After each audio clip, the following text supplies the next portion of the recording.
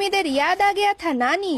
হাজার হাজার বছর আগে যখন আমাদের পরিস্থিতি ফাটা পোস্টারের মতো ছিল, আমি হাতে টুনটুন মাছের লাড্ডু নিয়ে এনিমিদের ফাটানোর ব্যবস্থা করছিলাম, কিন্তু এনিমিরা পাত্তা দেয়নি, সেটা আলাদা ব্যাপার।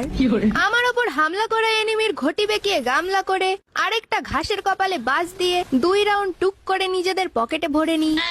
এরপর শুরু হয় আসল মদকা খেল।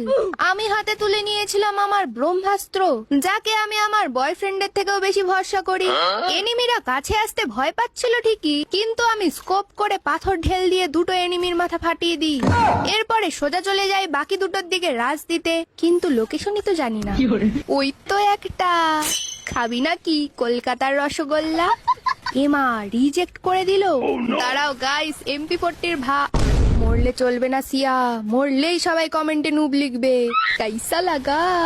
আর তোমরা ভিডিও দেখে দাঁত কেলিয়ে পালিয়ে যাও। Like, comment, follow, share, subscribe কি তোমাদের দাদু করবে?